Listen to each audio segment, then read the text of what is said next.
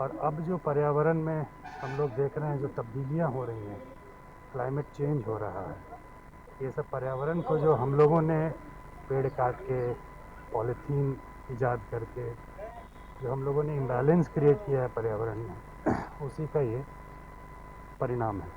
तो हम लोग को आगे अपने आने वाले जो पीढ़ियां हैं उनको हम लोग एक स्वच्छ। विश्व पर्यावरण दिवस के मौके पर लखीसराय जिला मुख्यालय स्थित नवनिर्मित पुलिस लाइन में जिलाधिकारी संजय कुमार सिंह, पुलिस अधीक्षक सुशील कुमार, उप विकास आयुक्त अनिल कुमार, सदर अनुमंडल पदाधिकारी संजय कुमार सहित जिले के प्रशासनिक अधिकारियों ने वृक्षारोपण किया। इस दौरान डीएम ने पीपल और आम के पेड़ लगाकर वृक्षारोपण की शुरुआत की। कुल मिलाकर वृक्षारोपण कार्यक्रम के तहत 400 पेड़ लगाए गए हैं। इस दौरान उन्होंने लोगों से वृक्षारोपण में बढ़ चढ़कर हिस्सा लेने की अपील की।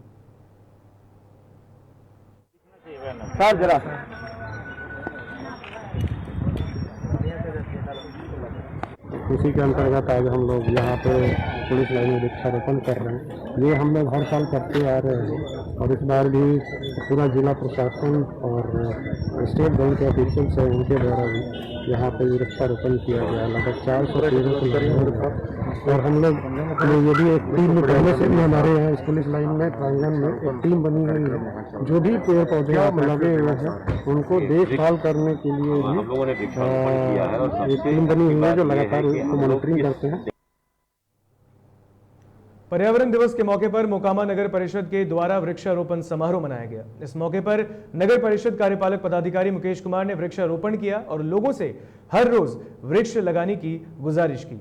कोरोना काल में ऑक्सीजन की किल्लत के मद्देनजर वृक्षारोपण कार्यक्रम की महत्ता पर बल देते हुए उन्होंने कहा कि मानव जीवन का अस्तित्व कायम रखने के लिए वृक्षारोपण निहायत ही लाजमी है। इस दौरान वार्ड पार्षद, नगर परिषद कर्मी भी मौजूद रहे।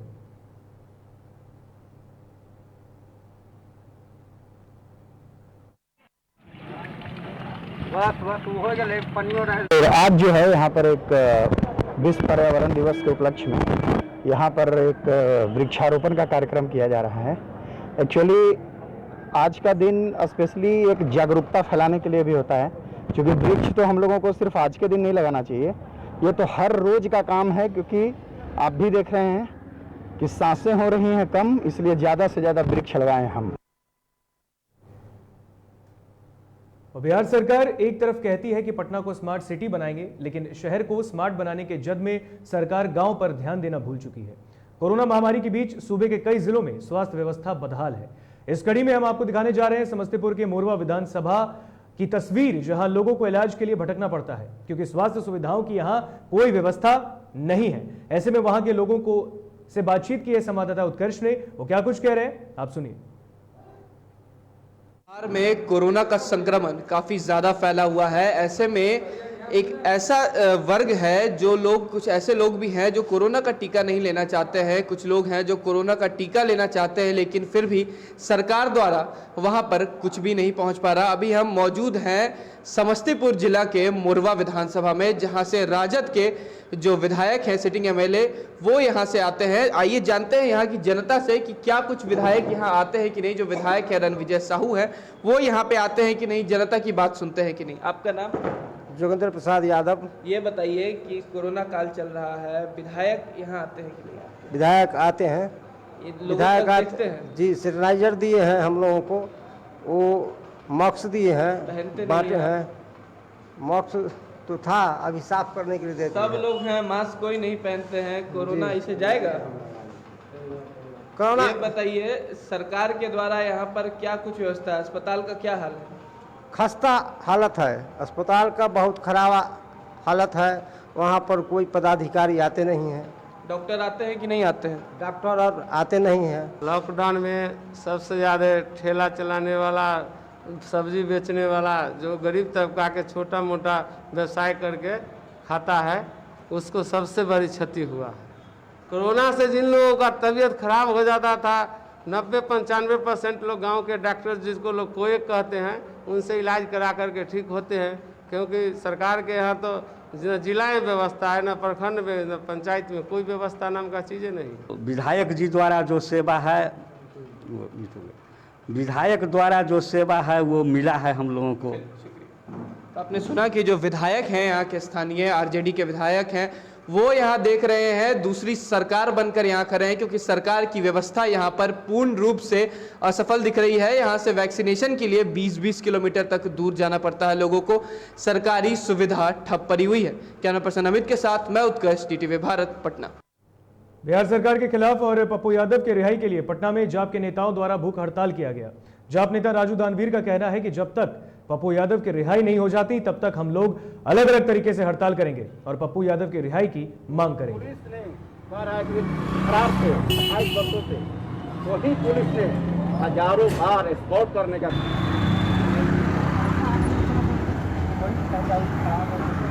तस्वीरों में आप देख सकते हैं ये बैनर लेकर बैठे हैं जाप के कार्यकर्ता हैं, नेता हैं राजीव प्रताप रूडी की गिरफ्तारी करो। बैनर पे लिखा हुआ है नीतीश कुमार पर भी तीखी टिप्पणी की जा रही है और साथ ही साथ जाप सुप्रीमो पप्पू यादव की रिहाई की मांग को लेकर जाप नेताओं कार्यकर्ताओं द्वारा आज भूख हड़ताल किया गया है। पटना की सड़कों पर ये बैठकर भूख हड़ताल कर रहे हैं और इनकी मांग है कि पप्पू यादव जाप के सुप्रीमो उनकी रिहाई अविलंब हो।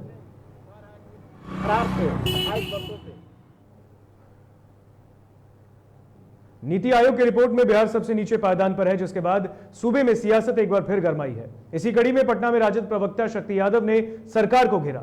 उन्होंने कहा कि पिछले 15 सालों में नीतीश कुमार केवल बिहार को ठगने का काम कर रहे हैं। तत्कालीन मुख्यमंत्री राबड़ी देवी ने भी पूर्व प्रधानमंत्री अटल बिहारी वाजपेयी को चिट्ठी लिखकर बिहार को विशेष राज्य का दर्जा दिलाने की मांग की थी, लेकिन आज यह स्थिति है कि बिहार सबसे नीचे पायदान पर है और इसके जिम्मेदार हैं अल्पसंख्यक मुख्यमंत्री नीतीश कुमार। रिपोर्ट में बिहार सबसे निचले पायदान पे है। कोई पहली बार नहीं, ये तीसरी रिपोर्ट में सबसे निचले पायदान पर है देश के अंदर में बिहार। इस रिपोर्ट आने के बाद देश के अंदर में चारों तरफ नीतीश कुमार की कार्यशैली पर सवाल खड़े हुए तो जनता दल परिवार थोड़ा सदमे में आ गया। अब विशेष राज्य का दर्जा फिर राग उठाने लगे। आप भूल क्यों जाते हैं कि तत्कालीन मुख्यमंत्री आदरणीय श्रीमती राबड़ी देवी जी ने अटल बिहारी वाजपेयी के समय बिहार को विशेष राज्य के दर्जा की मांग की थी। आप उस केंद्र सरकार में मंत्री थे, लेकिन बिहार को आपने ये कह कर करके इसके हकमारी कर दी कि बिहार के पास हेमंत रिसोर्स है, वो अपने पैरों पर खुद खड़ा हो सकता है, किसी के आगे थाली फैलाने की जरूरत नहीं है। आज फिर विशेष राज्य का दर्जा की मांग कर रहे हैं, तो दर्जा की मांग। और अब आपको ग्राफिक्स के जरिए दिखाते हैं नीति आयोग की वो रिपोर्ट जिसमें बिहार सबसे निचले पायदान पर है। तो ये नीति आयोग की रिपोर्ट है जिसमें ये तीसरी रिपोर्ट पेश की गई है।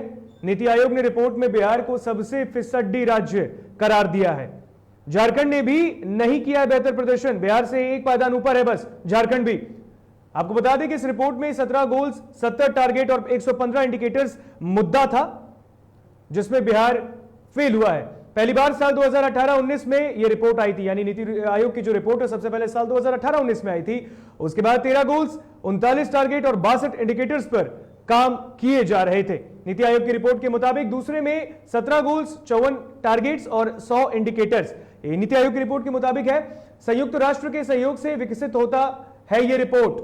आपको बता दें कि देश के विकास गति को मापता है यह रिपोर्ट। नीति आयोग देश की विकास गति को मापता है, ग्लोबल गोल और टारगेट को भी बताता है नीति आयोग का यह रिपोर्ट।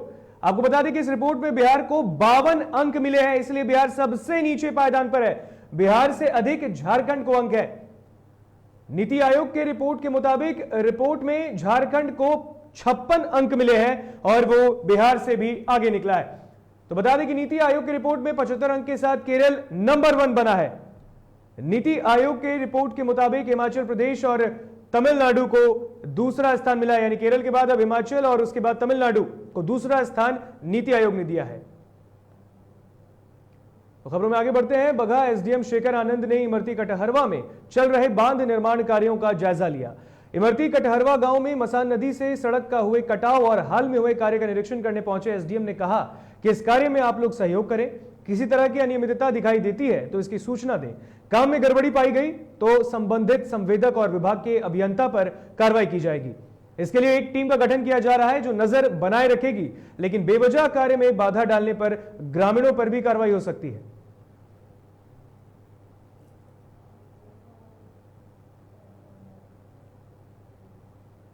भागलपुर में गंगा ने अभी से ही रौद्र रूप धारण कर लिया है, जिसके कारण भीषण कटाव शुरू हो गया है। दरअसल सबौर प्रखंड के राजेंद्रपुर पंचायत और इंग्लिश गांव के समीप गंगा नदी के किनारे कटाव शुरू हो चुका है। मानसून के पहले हुई बारिश से गंगा का जलस्तर 2 महीने पहले ही बढ़ने लगा। वहीं ग्रामीणों का कहना है कि इस बार भयंकर बाढ़ आने की संभावना है। वहीं फसल भी बर्बाद होने लगी है। गंगा के कारण हो रहे कटाव को लेकर जिलाधिकारी सुब्रत कुमार सेन ने कहा कि जल्द ही कटाव निरोधी कार्य शुरू कर दिए जाएंगे।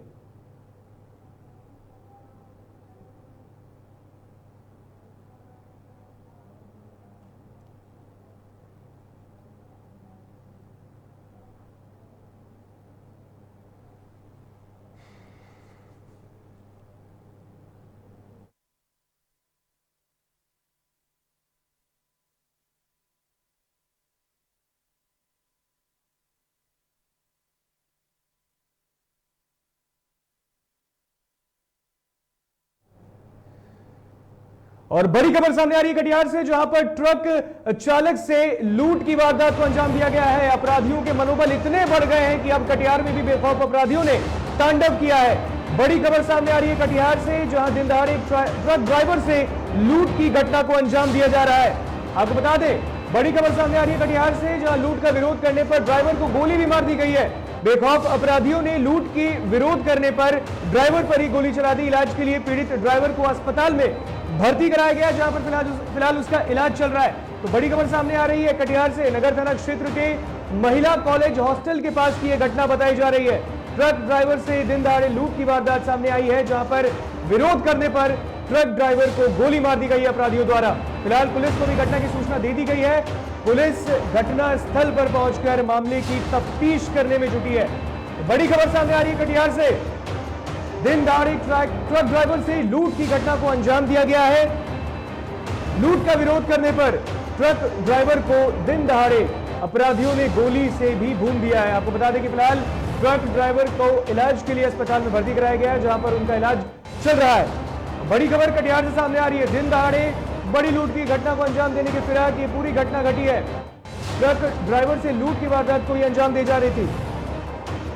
और इस पर अधिक जानकारी के लिए सीधा कटिहार से संवाददाता मनीष से हम जुड़ेंगे। मनीष, बड़ी खबर सामने आ रही है कटिहार से, दिन दहाड़े ट्रक ड्राइवर से लूट की वारदात को अंजाम दिया जा रहा है। ये देखिए, लगातार कटिहार जिला में जो है अपराधी जो है अपना तांडव दिखा रहे हैं।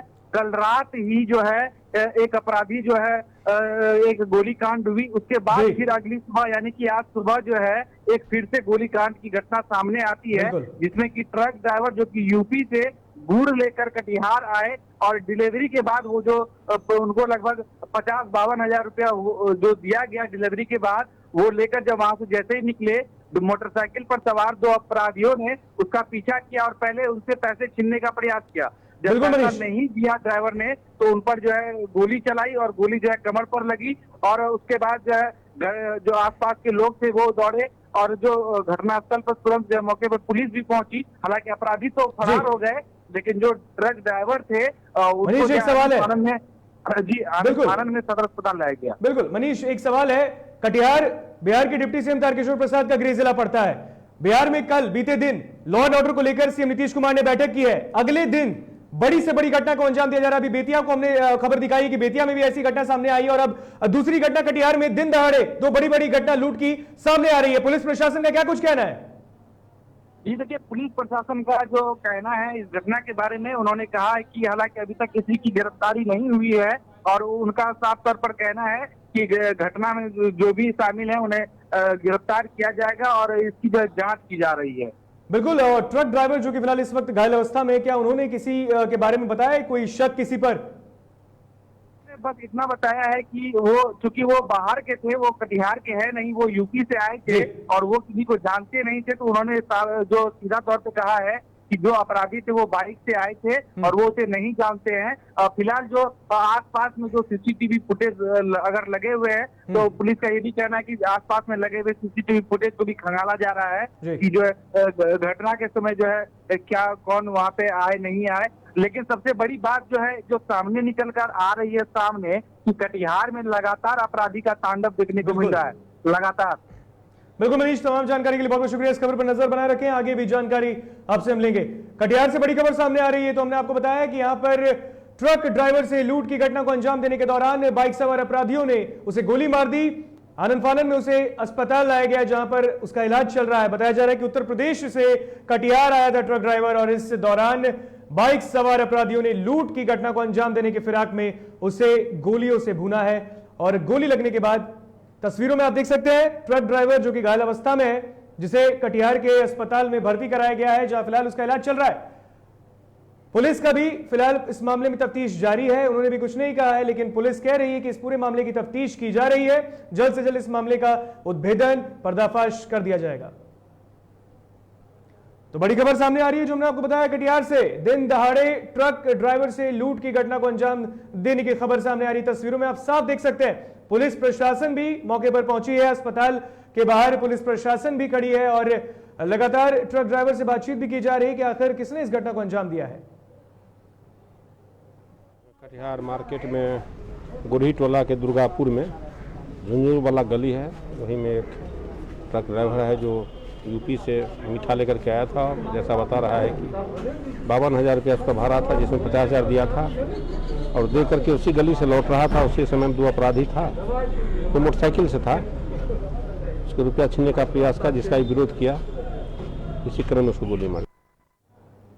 सहरसा में एम्स निर्माण को लेकर एम्स निर्माण के संघर्ष समिति अध्यक्ष विनोद कुमार झा ने कहा कि एम्स सहरसा में ही बनेगा।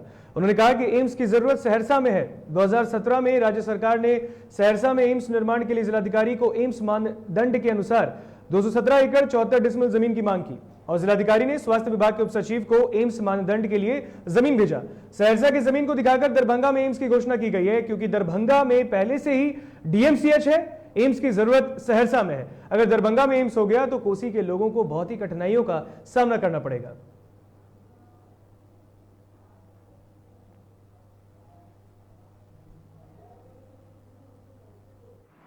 सहरसा में ही एम्स बनेगा।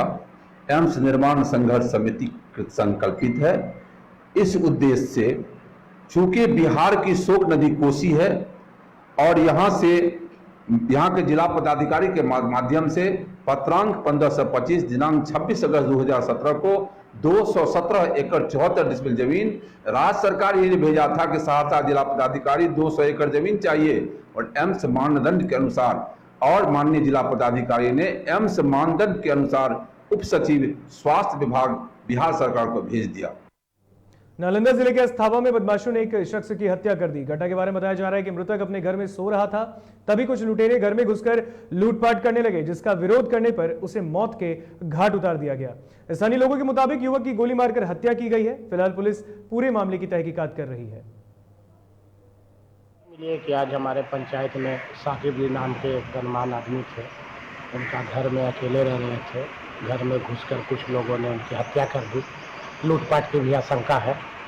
प्रशासन से कहना है कि जल्द से जल्द दोषियों को पकड़ करके सख्त कार्रवाई किया जाए। बक्सर में अपराधियों पर नकेल कसने के लिए अहले सुबह बक्सर जिला प्रशासन द्वारा बक्सर सेंट्रल जेल में छापेमारी की गई। अचानक हुई इस छापेमारी के कारण जेल में हड़कंप का माहौल रहा। आपको बता दें कि सुबह 5 बजे से लाल लश्कर के साथ बक्सर जिलाधिकारी अमन समीर और एसडीएम के उपाध्याय के नेतृत्व में जेल के अंदर घंटों छापेमारी की गई। वहीं छापेमारी के बाद जिलाधिकारी ने कहा कि किसी भी तरह के आपत्तिजनक सामान नहीं मिला है।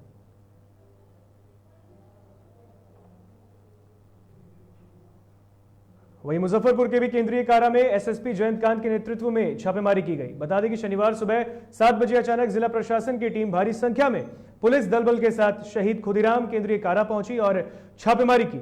एसएसपी जयंतकांत ने बताया कि जेल के सभी वार्ड, सभी बैरकों में छापेमारी की गई है। हालांकि कोई आपत्तिजनक सामान बरामद नहीं हुआ है।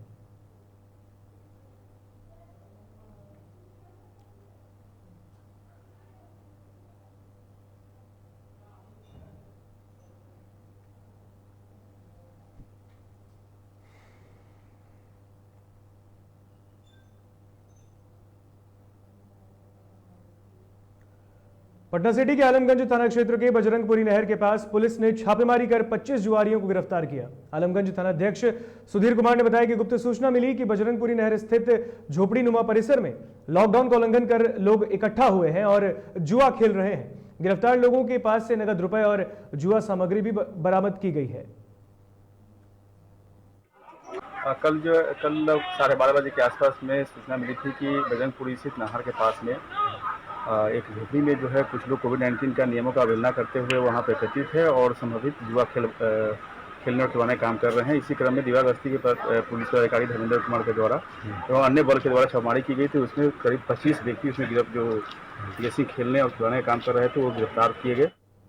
हाजीपुर सदर अनुमंडल के गंगा ब्रिज थाना ने NH-19 पर छापेमारी करते हुए ट्रक से तकरीबन 25 लाख का विदेशी शराब जब्त किया है। पुलिस ने गुप्त सूचना के आधार पर यह कार्रवाई की है। वहीं मौके से पुलिस ने 2 शराब तस्करों को भी गिरफ्तार किया है। सदर SDPO राघव दयाल के मुताबिक जब्त किया गया ट्रक यूपी नंबर का पाया गया है, जो हरियाणा से चलकर दरभंगा की ओर जा रहा था। इसी दौरान पुलिस ने कार्रवाई करते हुए भारी मात्रा में विदेशी शराब बरामद किया है।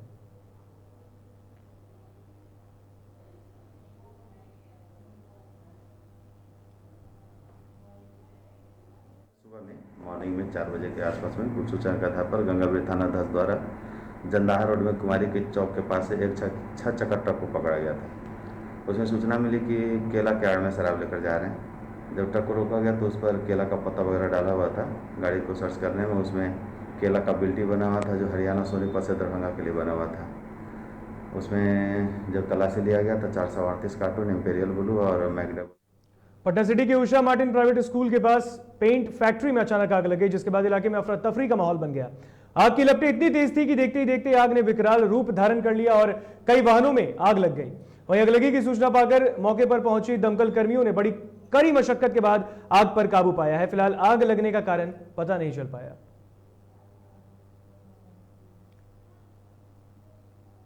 लखीसराय जिले के चानन में 60 वर्षीय महिला की ट्रेन की चपेट में आने से दर्दनाक मौत हो गई। बता दें कि मृतका अपने खेत से काम निपटाकर रेलवे पटरी पार कर रही थी, तभी अचानक ट्रेन की चपेट में आने से उसकी मौत हो गई। वही घटना की सूचना मिलते ही मौके पर पहुंची पुलिस ने शव को कब्जे में लेकर पोस्टमार्टम के लिए भेज दिया है।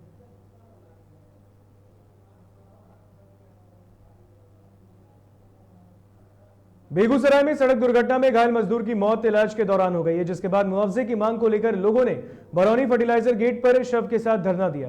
दरअसल FCI OP के बरौनी फर्टिलाइजर गेट पर 10 दिन पहले उमाशंकर चौधरी नाम के एक मजदूर को ट्रक ने ठोकर मार दी। मजदूर की मौत के बाद मजदूर यूनियन लोग और ग्रामीणों के द्वारा शव के साथ फर्टिलाइजर गेट पर धरना दिया जा रहा है।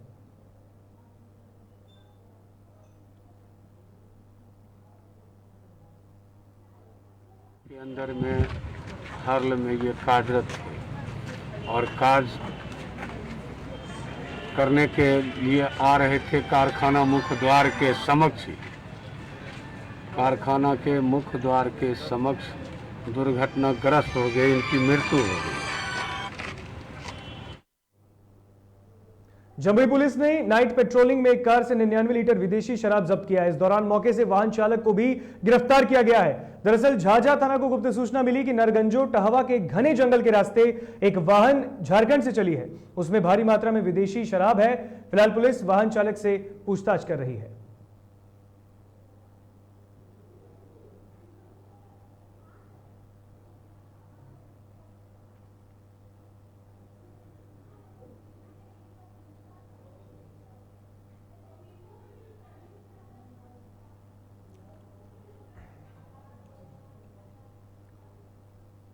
फिलहाल बुलेटिन में इतना ही। हमें दीजिए इजाजत। देखते रहिए DTV भारत। नमस्कार।